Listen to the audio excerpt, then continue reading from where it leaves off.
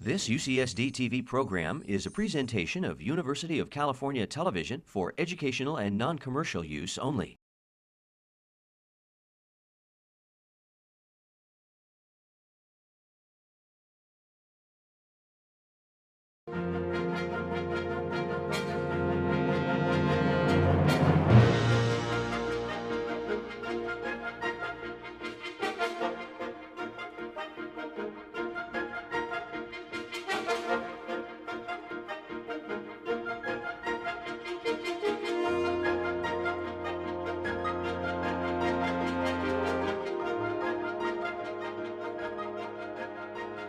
Good evening, and thank you very much. It is my honor to welcome our guest for the evening, Ingrid Betancourt, a political scientist by training, educated largely in France, and who spends much of her time where she also lives in Colombia, and where she became a major political figure. She served as senator in the Colombian Senate, and then she was a presidential candidate in the year 2002.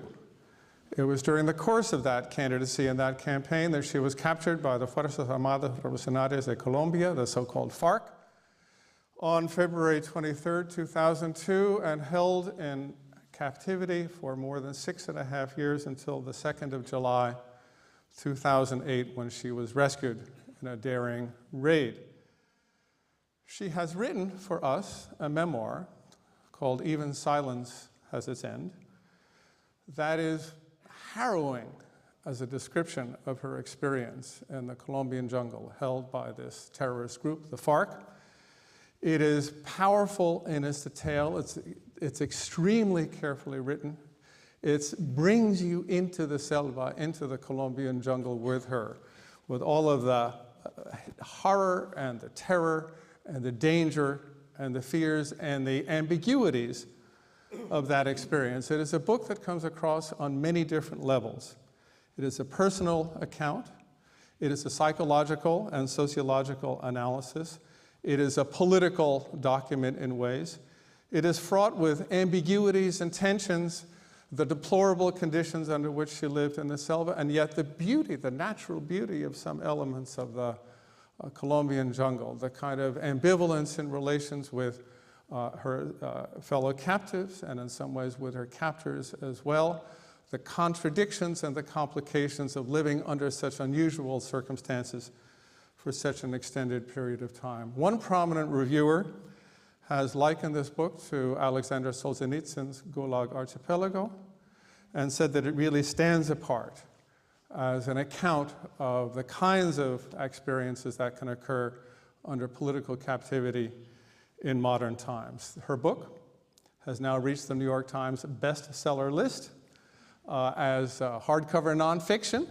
It has been simultaneously released in 6 languages. The book is a triumph.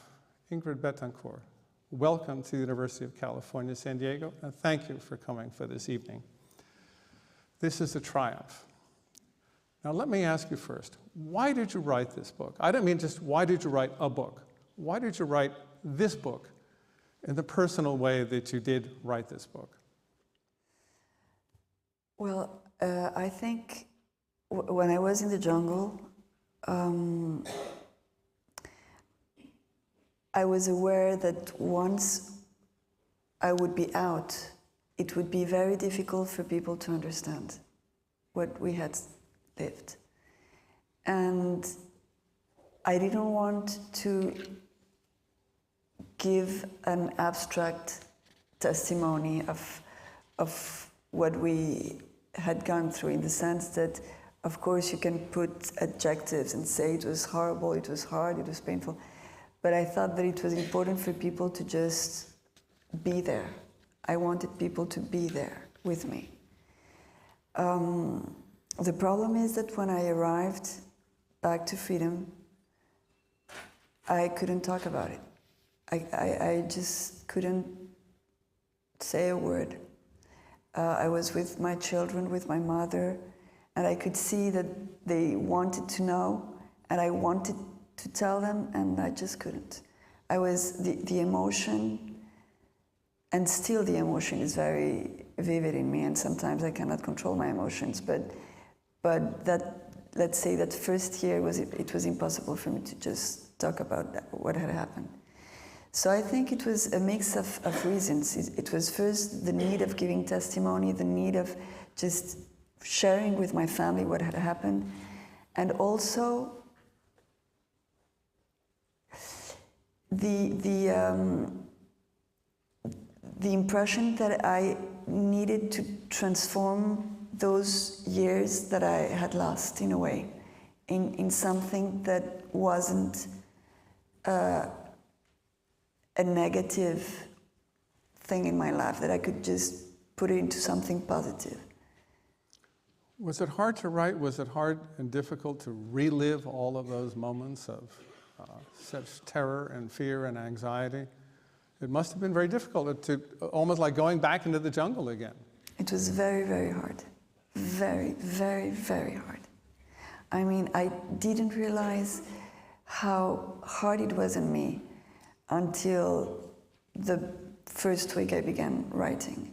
And then I thought I needed to just concentrate myself and isolate myself and eat well and try to manage and to pamper myself in a way after writing.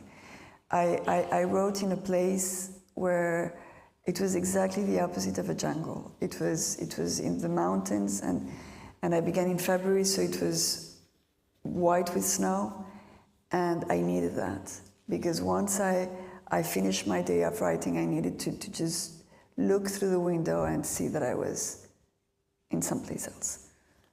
How did you remember everything? Your recall is extraordinary. Well, recalling was not a problem. Not at all. I think that the problem for the hostages, for us, is to forget. We cannot forget. I think that, of course, there are things that I forgot. Of course, 6 years and a half are not in those pages. All cannot be there. But I think that there were events that had made an impact in me emotionally. And that's what I wrote about. It's the memory of emotions.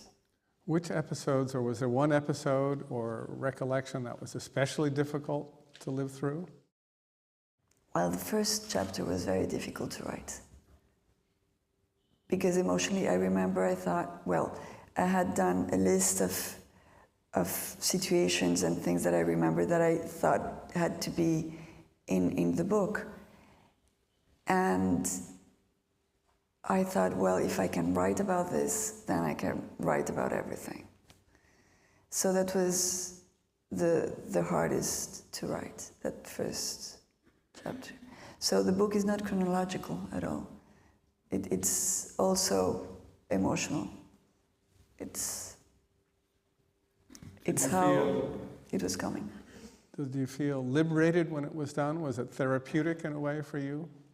Well, it was. I didn't feel it was a therapy while I was writing it. I thought it was a torture, and really, I was talking with my fellow hostages. I would call them every day, and then I was kind of jealous because I would think they're doing their lives. They were remarried, having children. I mean, really redoing their lives, and I was stuck in the jungle.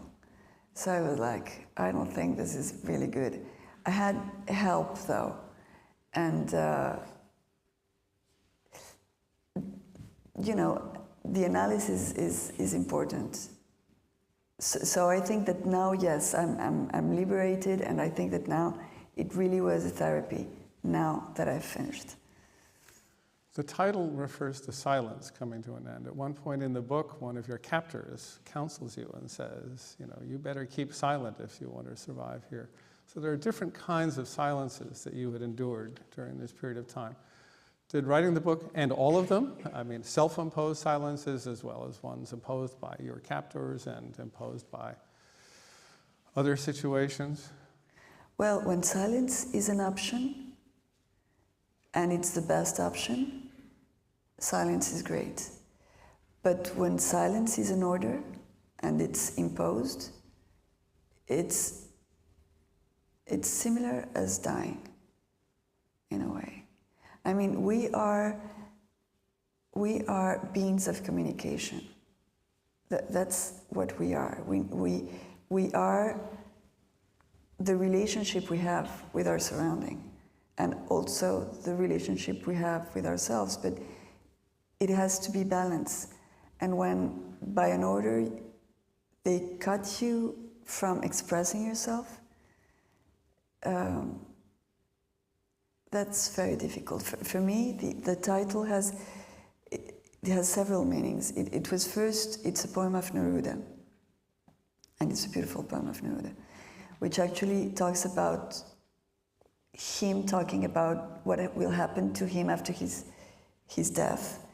And he says something like, but people will recognize that it's me because of my words. And I think that what I wanted to tell with this title is the victory with words, the victory over death, but also over torture, over captivity, and I think truly that words are magical. So it was a reassertion of self to write the book, I imagine. You describe efforts to escape. You never gave up wanting to escape. You came very close to escaping on one occasion. That must have been devastating to make the effort, to get caught, to suffer reprimands, and then to go back and do it again. What kept you going? The idea of doing it again. Yeah. I mean, every time I was captured, and I knew I was going to get into that horrible depression that comes with recapture, I was telling myself, next time I will succeed. Next time I will do it. It's a powerful story. One of the themes that comes through the book is what happens to people in captivity when they're all crowded together. One of the motifs of the book is a relationship with your fellow captives. How did that unfold, and what would you like to say about that? It was a very complex tale of interconnections. How would you summarize that? Well, I think it's human nature. Of course, we all want to be heroes. And especially in those kind of conditions, you would like to be the hero. But you're not. You're just you. And that just you happens to all of the people around you. So we were, I think, submitted to very extreme conditions. I was thinking, to try to explain to you, today I was flying from New York to San Diego, and I was in coach. And I was with a very limited space. But I was very lucky, because I had the row that is in the exit, so you have a little more space. And I thought, they're very clever, because nobody will want that row with the exit and all the fuss that comes with it if you wouldn't have a little more space. And I'm telling you this because space was the key problem in the jungle. I mean, we were forced to live on top of each other 24 hours a day. And some people have, the idea that if you are together in the situation of being all hostages, you have to embrace and love and feel solidarity, which we did. We really became a family. But like in families,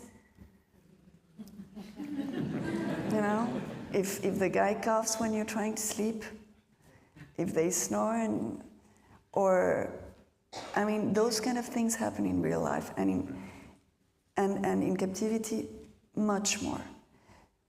Add to that the fact that we were surrounded with guards that wanted to divide us because they didn't want us to try to make an escape and to be united and rebel. So we were fed with all kinds of lies and of horrible comments of the others, and in a very sneaky way.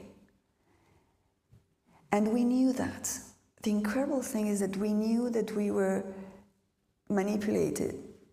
But when you had a guy coming to you and being aggressive, even though you know that he's being aggressive because that guard told him that you said something or did something, he's been aggressive to you. You react in a way because you're hurt. And I think that's what happened. I mean, it was human nature. Right, so it magnifies the implications of human nature. But there are two kinds of divisions that struck me. One is some of your fellow captors would sort of try to get along with the captors, kind of. It would be a temptation to try to at least, if not earn their goodwill, at least get less harm and less punishment. And the other would be that because everybody was living under such tight quarters, that there would be a kind of natural competition over little things, scraps of food or space or whatever, that there would, and that the captors would exploit these divisions because they would keep shifting the allocation of benefits so that they would keep everybody divided. Is that an accurate summation of kind of how that came across? So Yes. It was very complicated in the end. And then the Americans arrived. So what happened when the Americans arrived? These three contractor Americans who were themselves engaged in the drug wars in Colombia and that were captured by the FARC. The FARC, by the way, being very active in the drug trade. So how did that complicate things? Well, I think first they didn't speak the language. Tom, there were three of them, Mark, Tom, and Keith. Gonzalez, right. Mark Gonzalez, Tom House, and Keith Stantz. And when they arrived, well, we were in a prison in the jungle. Barbed wire, fences, very small space. Guards all around. And I think it must have been very frightening for them to just get in that. I mean, it was frightening to all of us. Entering to that cage, it was acknowledging that you would live in a concentration camp. I mean, I'm not talking about Auschwitz because it wasn't an extermination camp, but it was a concentration camp. I mean, concentrating people in one place and having them watched 24 hours a day. So it was difficult for us. It had been, I suppose, very difficult for them because they didn't know the language. And that was a barrier that made things more complicated. There were three, we were seven. 7 Colombians that had been in the prison before them. So they were entering to a space that was already colonized in a way. We all had our bunk beds, we all had our space, and here they come and they don't know where to stay, and there were no beds for them. So of course the first reaction was, what's going to happen now? I mean, where are they going to sleep? There's no space here for more people. So I think that when they came, it was stressful for everyone. And then we managed to just leave and get along and have good relationship, sometimes good, sometimes bad, but at the end I really think we were a family. Well, I can see how this sudden arrival of this contingent of people from outer space, so to speak, would be very upsetting to a tightly knit community. Let me ask you about the captors. There are some streaks of ambivalence about the FARC, at least about different elements within the FARC. Early on in the book, you speak of the young people in the FARC, and you often have a kind of a tender tone towards the young, both women and young men who serve in the FARC. You say early on that I had observed the young people who held me prisoner, and I could not help but admire them. They didn't get hot, they didn't get cold, nothing stung them. They displayed remarkable skill in any activity requiring strength and flexibility, and they moved around the jungle at 3 times my own pace, which would have been 10 times my pace. The fear I had to overcome was made up of all sorts of prejudices. So how did you come to see the young participants in the FARC, and what kind of picture of them can you give us now? Yes, I think you have to draw a line between the FARC as an organization and the troop, the mostly adolescents, young men, young girls.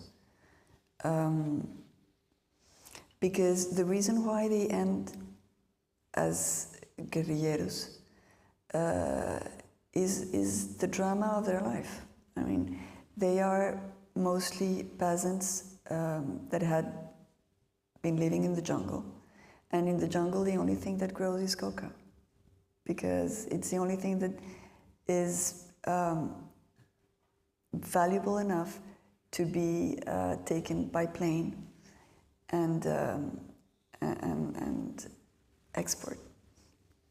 So here they are, living in the jungle, and in the jungle there's nothing, only jungle. There's no television, there's no radios, there are radios. And they live in extreme poverty because what they make is only sufficient to buy what they need to continue working on what they're working. And it's a very hard work. So when they turn to be 12 or 13, the option for the guys is to be a peasant and live in almost misery, or to get involved in the drug trafficking, or to become a guerrillero. For the girls, the options are prostitution. And for them, being a guerrillero is an upgrade. It's a social upgrade. Because living in the jungle as peasants growing coca make them subject to all kind of abuse from the military, from the police. It's a very violent environment. So if they have a gun, they feel they are respected, and they feel they are better off. In the guerrilla, they have things that they don't have, like, for example, a good, steady food, supply of food. Normally, as peasants, sometimes they have, sometimes they lack. They will be always with clothes. Every year they will have new clothes, and that's something that as peasants they wouldn't have. So there are little things that for them are important because they lack of everything, and the guerrilla provides. I always thought what my children would have done if they had been born in the jungle. And that was a problem for me, because I thought those kids could have been my kids. You used that phrase when you described your daughter's birthday celebration in the jungle. The FARC was started in the 1960s. It was a Marxist movement that was dedicated to land reform and social justice. You describe the leadership now as gangsters, in one phrase. And of course, they're very active in the drug trade. At one point, it was said that the FARC produced half of the cocaine that left Colombia for export. What happened to the leadership? I mean, why are they just thugs in business now? Well, you see, normally we say that the end justify the means. I think really what happened is that the means shaped the end. The guys were in the 60s, probably, I think they were revolutionary with a political project, with a program, with ideals. But I think that in the 80s, when they began financing themselves with drugs, they ended up being drug traffickers.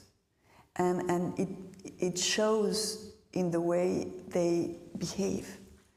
The FARC, what I could see from the years I was living with them, is a hierarchy, a military hierarchy, but of privileges. And the commanders that have access to the product of the coca production that lives and finance their war with that money are now, I think, caught by the way they're living. And I think that today the FARC is an organization that wants to protect the way they live, because those commanders have lots of privileges.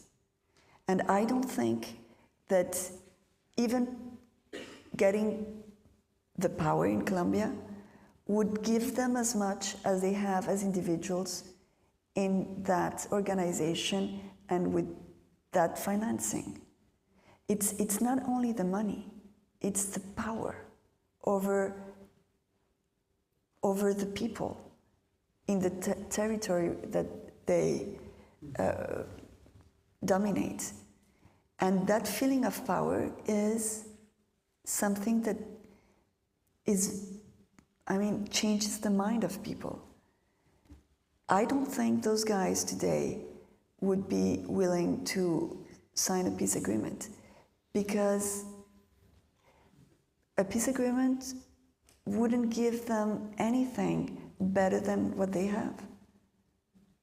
What would be the end for them? To do politics in Colombia? I don't think that's something interesting for them. They don't have a political project.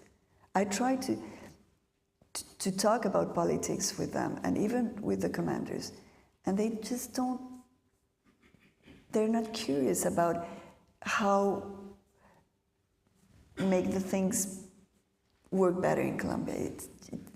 For them, it's eating better, having toys, having the most beautiful women, and having power. And it's very basic, but that's it. Well, you said you thought they would not accept a negotiation or agree to a negotiation. One of the themes in the book has to do with negotiation, and I'll put it as a question. What is the government to do if citizens are taken hostage?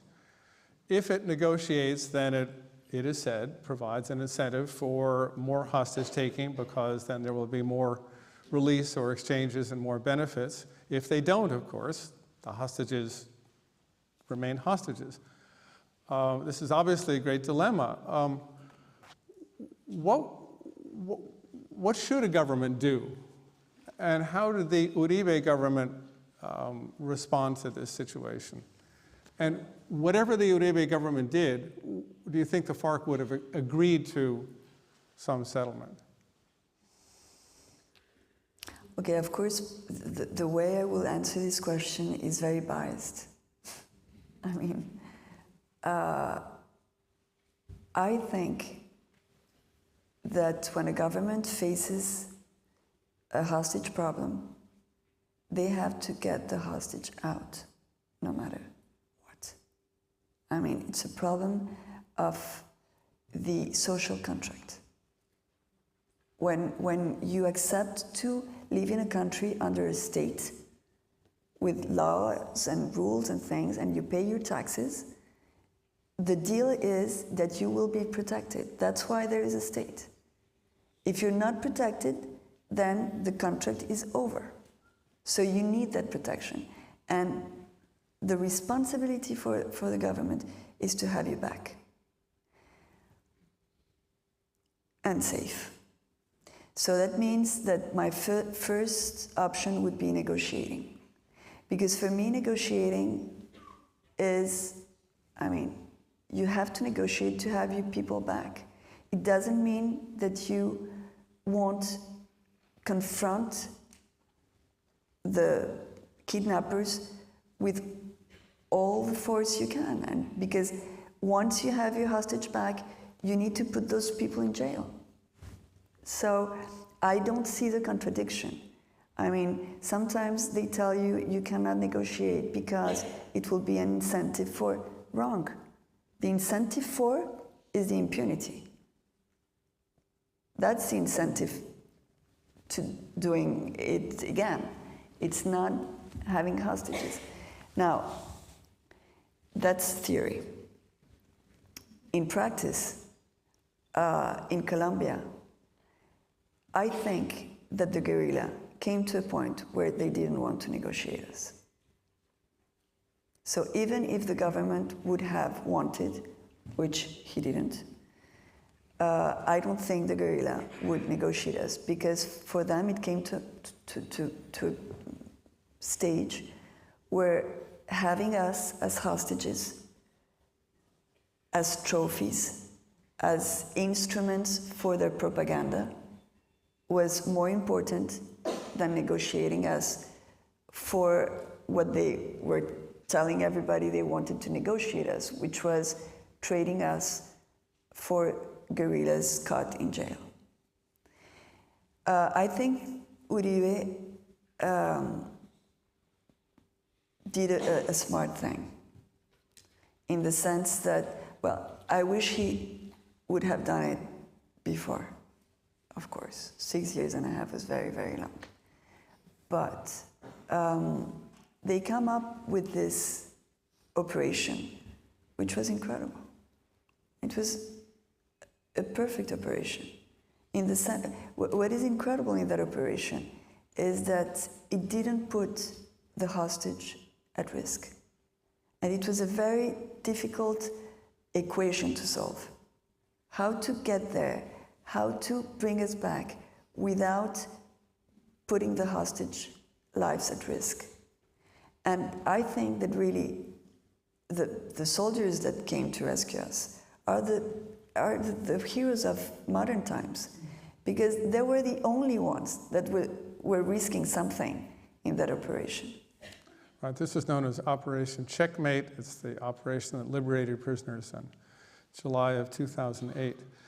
One of the harrowing details for me reading the book was your description of the reaction of the then U.S. ambassador speaking to your mother, saying that the hostages are like terminally ill patients, that we don't negotiate and we're simply going to ignore them. You also say at a couple of points that the Uribe administration of Álvaro Uribe, who won the presidency in the campaign that you took part in, that they also were not very interested, because you say that by condemning you and your fellows to oblivion, the Colombian authorities were throwing away the key to our freedom. In years to come, the government's strategy would be to let time pass, hoping that our lives would become less valuable, forcing the guerrillas to release us without obtaining anything in return.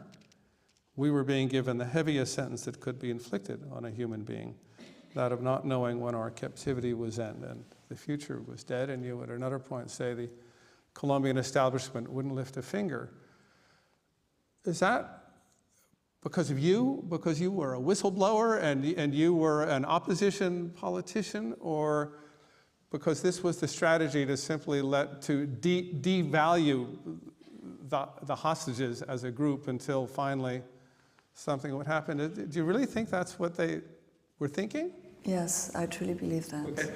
Yeah, I really, really, really, truly believe that that was a strategy to just, and it was a strategy that was politically correct at that time in Colombia. I mean, the population, or the majority of the population in Colombia, thought that we had to be sacrificed. Because for the same reason you were pointing earlier, that it was important not to talk with the guerrilla, not to accept their blackmail, but also it was important to avoid any negotiation that could give more power to the FARC. So the decision as a society, and I heard it many times, not only in the government, not only in officials, but in, you know, journalists talking or commenting, or people talking in the radio, and they would say, we have to sacrifice the hostages today to avoid having more hostages tomorrow. Which, by the way, is the most horrible thing that, I mean, you can even think, because, I mean, what are the hostages tomorrow? That don't exist. I mean, it's a fake, it's an illusion, and you're just condemning people for an illusion. When what you have to do is what you have to do to get after them. Well, it was very damaging psychologically for all of us to hear that when we were in the jungle. And you know what I think that is incredible? Is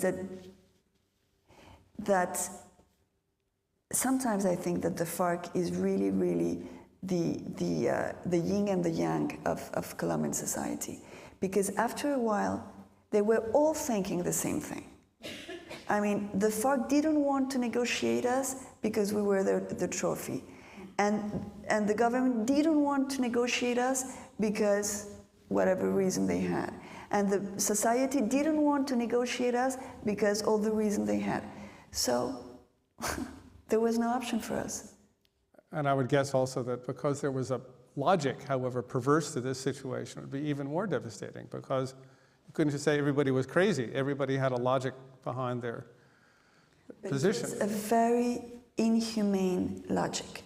Nobody at that time thought that we were suffering, that we were human beings, that it could be their mother or their children or their husband. No, it was just, it's not my problem, it's not my family, they have to be sacrificed. So what led them to do Operation Checkmate, do you think? I think the conditions changed. Thank God, the conditions changed.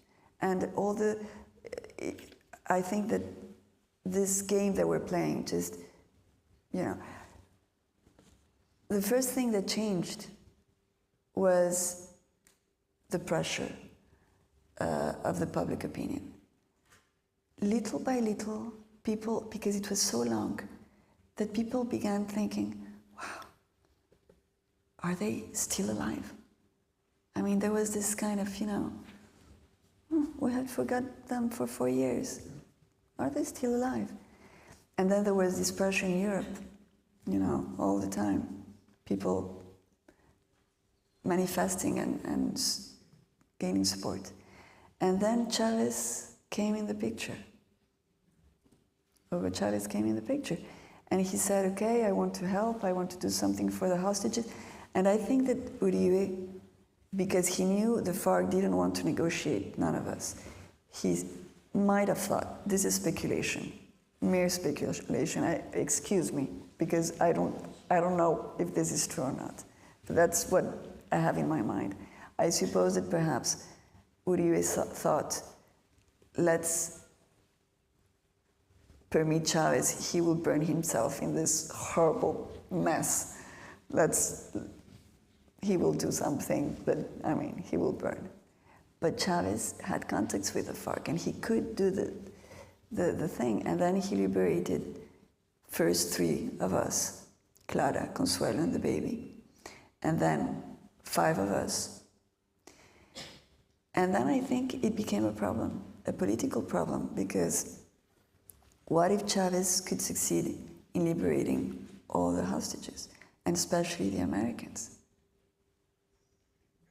I don't think Bush wanted that. Not at all. And Sarkozy, at the same time, the French president, was also getting into the dance. And he was saying, oh, come on, Chavez, yes, help us to bring them. And now it wasn't only Uribe and Bush and Chavez, now it was Sarkozy, and it came to be like a problem for many people, for many countries. And it became internationally known, and there was this awareness of what was happening. And I think that shifted the situation to the point where I think there was then a race. Who's going to have them first? God bless that race.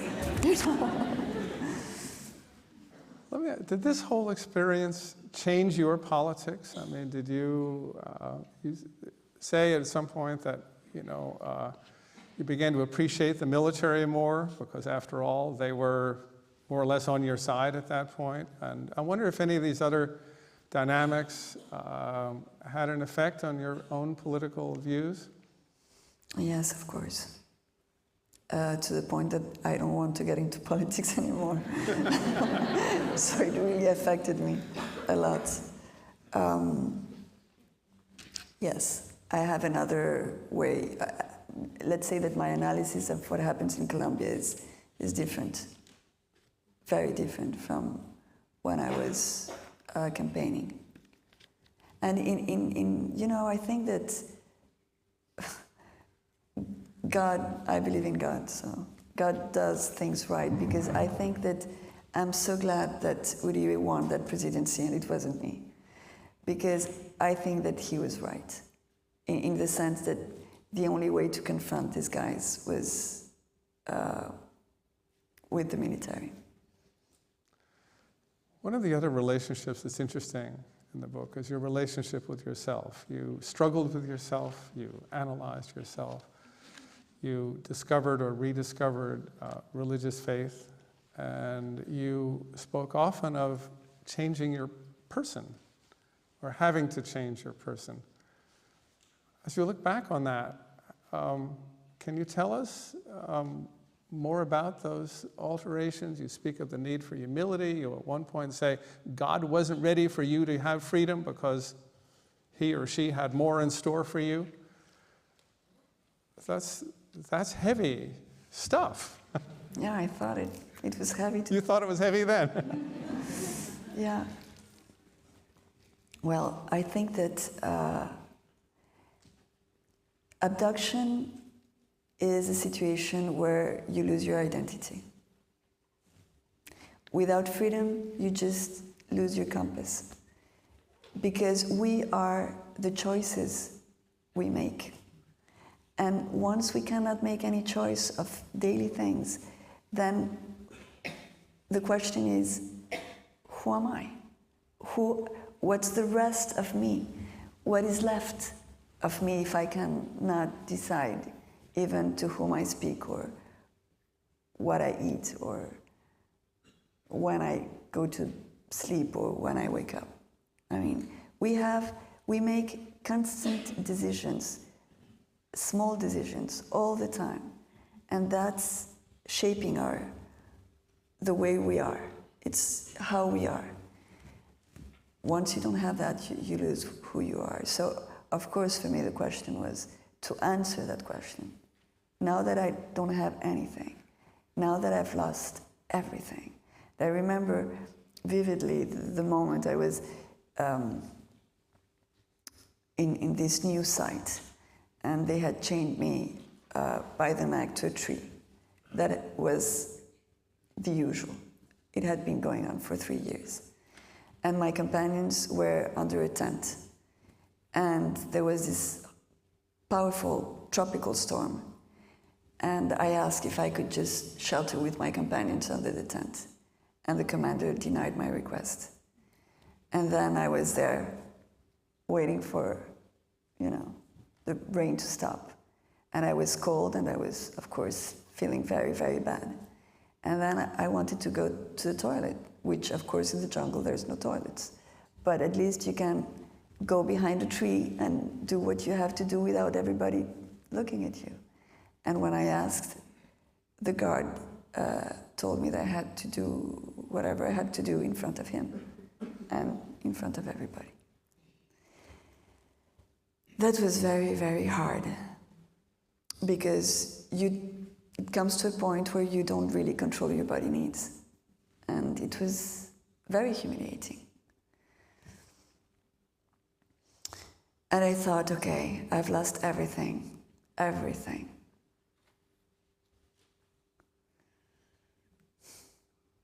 But I haven't lost the most important freedom of all,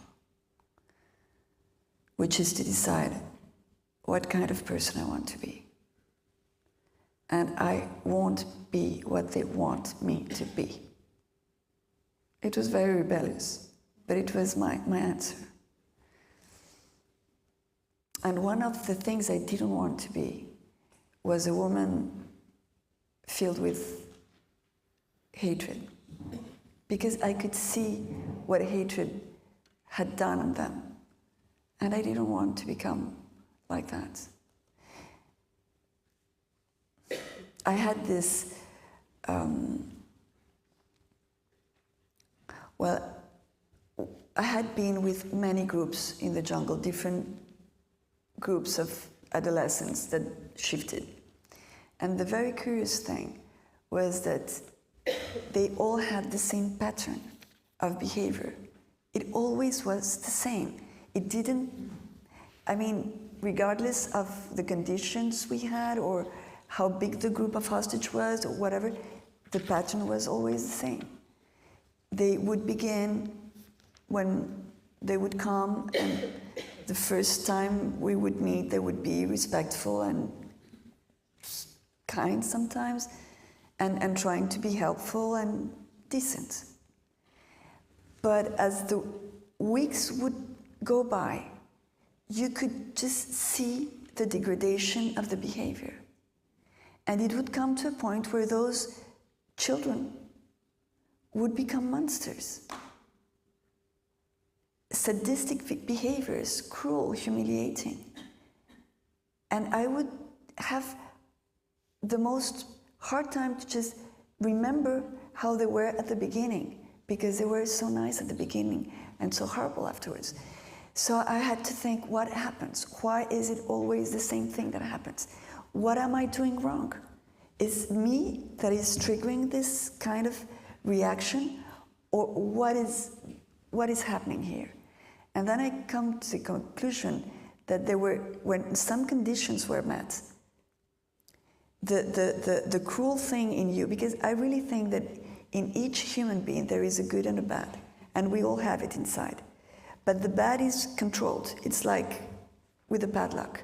But sometimes, when some conditions are met, this thing opens, like the Pandora box, and the monster is unleashed.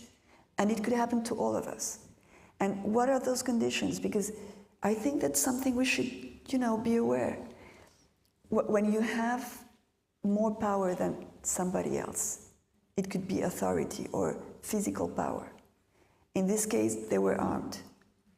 When you don't have witness, when you're alone, when you don't have anybody looking at you, when you have the impression you're doing something right because you have an order, or there's a hierarchy, or you feel that what you're doing is what you have to do, or in a way you can feel that you're not responsible for what you're doing.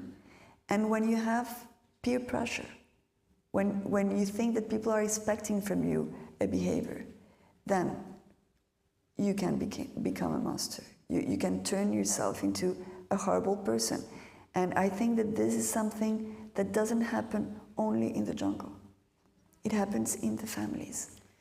I think that's one of the reasons why your book reverberates so much, that it touches us at so many deep levels, that we can see ourselves and our families and our societies in those same situations. Let us conclude, Ingrid, by reading the very end of your book. It's very powerful. The book is full of wisdom and self-awareness, increasing self-awareness, and learning, and words for us all. As you greet your mother when you're finally released after Operation Checkmate. You say you descended steps slowly to have time to admire her, to love her better. We embraced with the energy of victory, a victory that we alone could understand, because it was a victory over despair, over oblivion, over resignation, a victory solely over ourselves. I will ask you to read the rest.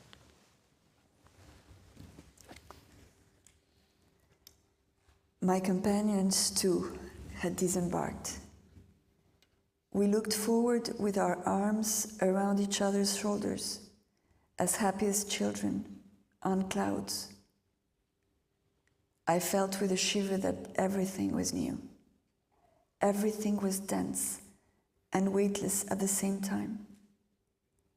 And in the explosion of light, everything had disappeared, been swept away, emptied, cleansed. I had been born once again. There was nothing left in me but love. I fell to my knees, looking ahead to the world in front of me, and I thanked the heavens for everything that was still to come. Ingrid Betancourt, thank you for your time. Thank you for your visit.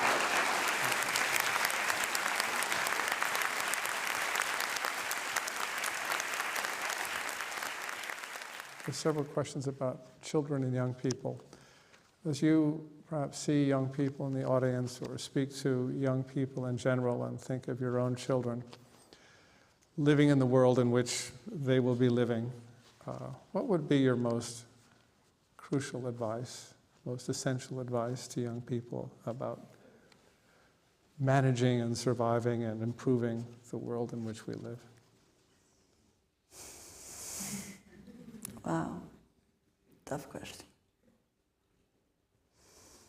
Well, I am surprised with the world I encountered after freedom, because it's different than the one I left.